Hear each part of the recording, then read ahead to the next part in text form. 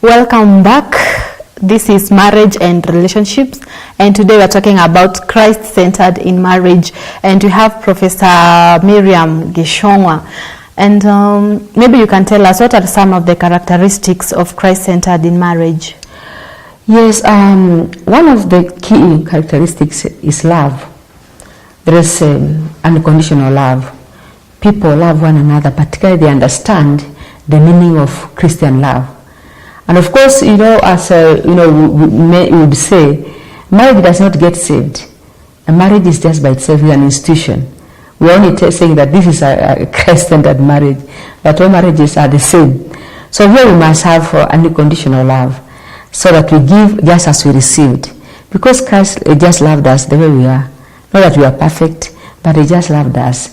And based on that unconditional love, we are expected to give the same to our spouses.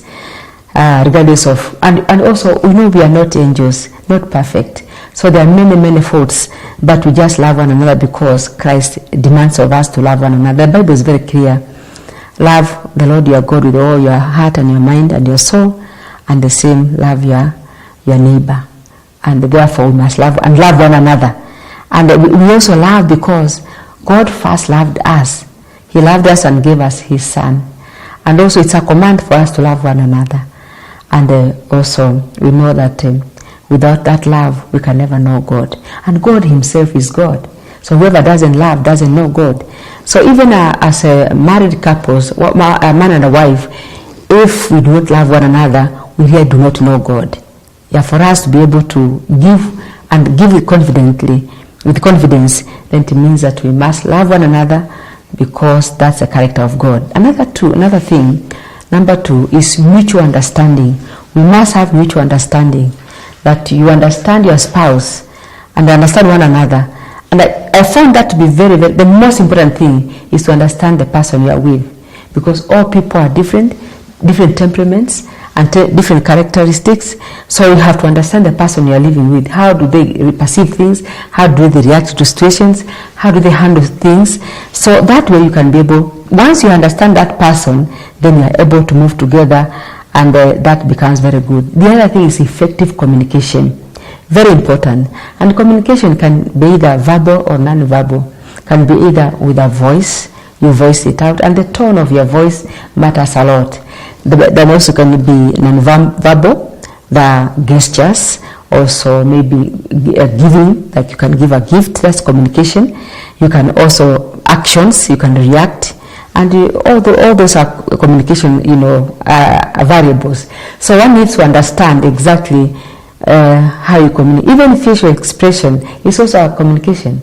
So you may be talking one thing, but you're expressing yourself differently, and so it communicates a different message. So communication is very important, and all couples should be very careful how they do their communication, and should learn all the skills for communication and try to employ. And what are some of these skills for communication? What are some of the skills? Attentive listening and respecting one another, and having the message as it's supposed to be. The content of your message very clear and simple. And then also, and particularly when you are annoyed, do not communicate. You can hold back, because at that point you might not give the right communication. So hold back until when the right time is. And also your spouse need to know what mood they are in, because also the mood is very important. They could be they are not comfortable for any communication at that point. If they are not ready for any communication, you don't have to communicate until the right time comes. So that's very important. The other thing is prayer. Prayer is very important in a marriage. As a characteristic of a Christ-centered marriage, we must pray together. We cannot do without praying. It does not matter whether you are happy or not. When time for prayer comes, you have to pray. And by the end of the time you are praying, then you realize that, I am not good. If it were not for the Lord, I would not be very good. And so prayer helps. One prayer that I found to be very powerful is the Lord's Prayer. The Lord's Prayer carries everything. It is talking about us forgiving one another. And even the condition down there, verse 14 says, if you don't forgive, you will not be forgiven. So once you know that, you are willing to surrender so that you can be able to receive the benefit of prayer. The other thing is to have regular devotion. Regular devotion. Set a time within the day, because the day will start at some point. Some people, they might not have time in the morning, then they are together over lunch hour, they can pray together, and others can pray in the evening. But the most important, the most appropriate one is in the morning before anything happens in the day, and you're able to move together in prayer. Then you must also have a purpose of unity. Whatever you are doing, do together. It's very important. Work together, plan together, budget together. All those things are characteristics of a Christ-centered marriage. Budgeting together, very, very important, because you can never assume the other person. Remember, budget talks about the income and the expenditure. So you might think that somebody has a lot of money, but once you plan together, you get to know exactly what somebody has, each one of you. Particularly if you are working, both of you, how much does each person earn? So to know how much is on the table for us to share. Because otherwise, someone might assume that you have a lot of money and ask for great things, and yet you cannot be able, the other one cannot provide. So budgeting together brings people together, and budgeting is also a form of communication. Yeah, budgeting is a form of communication. The other things that you need to do together is have outings and celebrate, occasions. For example, ceremonies about birthdays, and your marriage date. You never forget. Yeah. Anniversaries. Yes, anniversaries. Yeah, those are the ones that I'm talking about. Wedding anniversaries and birthdays and the like. And when you have other ceremonies, in the family, have them together. They are very, very important. If you don't have time, particularly for an wedding anniversary, have a flower, give to your spouse, and maybe not just a flower. That's symbolic. You can have many other things. You can even bring a cake. Yeah, one day I was working and I saw my husband come in the office, and I was called, and they are saying that, I'm looking for so and so. I was called. You have a visitor. When I walked at the reception, I found a big flower, and I said, what? And I was wondering, why the flower? I had even forgotten about the wedding date. And then he tells me, happy anniversary. Then I remembered, okay, this is our anniversary date. Another time again, they prepared a good meal for me, the whole family, and brought a good cake for me. And they just surprised me again, and I wondered, what? There was something I had even forgotten because I was so busy. I couldn't remember that.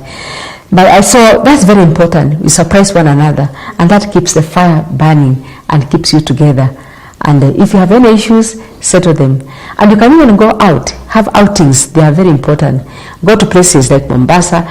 We used to go to St. Julian's a lot when we had the young children because they were going to school. So St. Julian's was a very good place for us to go. Just an outing. Have time with you. It's a good culture also to have the family set priorities. For example, when you have a holiday, most of the people want to go, we are preachers, most people want to go preach that time. Or for us, some of us, we also want to mark exams that time, or set exams. When it's a holiday, it's family time. We should not go anywhere, just have the family time, because otherwise, you never get time for the family. But anytime you have a holiday, maximize with the family, and let it become a culture in the family. Yeah. Okay. And you've just talked about prayer, like praying together. What, for instance, let's say, okay, like a couple, maybe they are like a couple, yes, a wife and a husband, whereby you find that the husband is maybe, he is in Nairobi, and maybe the wife is maybe let's say Mombasa.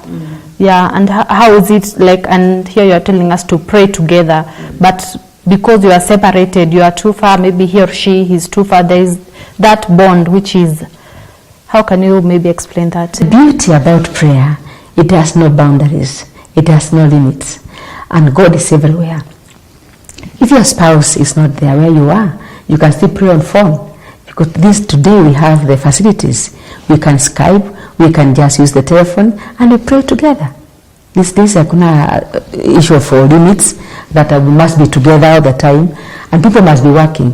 The person could be even very far, and you call the other, and you pray. That could be in America, and another is in Kenya, and this issue, and then we pray. We call and say, it's time for us to pray, let's pray. For me, even now in Kenya, I normally pray with a team in America. Around between 2 and 3, they open their lines there. There's a prayer line that is there. And when they know me, I always get in. and say Pastor Miriam is in, so we are praying together, and after that we say kwaheri to each other. And I'm in Kenya, they're in America, but I'm participating in the whole prayer session. People are praying, people are putting their prayer points and a prayer request, and we pray together. The same way couples can pray if they wish to pray together. One can even be at work. One could be working from Nairobi, another is working from Karen or even Muru, and you call each other. Can you stop for a word of prayer? And you pray on phone, and you continue. Yeah. Do you include even your children or just the two of you? Most of the times we pray the two of us because we are together most of the times. Very early in the morning we are just the two of us. And any time in the night we are just the two of us. And when we are driving we are just the two of us. But when we have the children with us, we also pray, particularly when they were young. Now they are not young. We are only the two of us in the home. But when they were young, we used to have the family altar together with the children and pray together. Okay. Actually, you've heard those are the characteristics of Christ centered in marriage. We have love, we have prayer, and prayer is the key to the family. We've come to the end of our program tonight. I'm your host, Mercy Kiare. See you next time, same place, same time. Good night.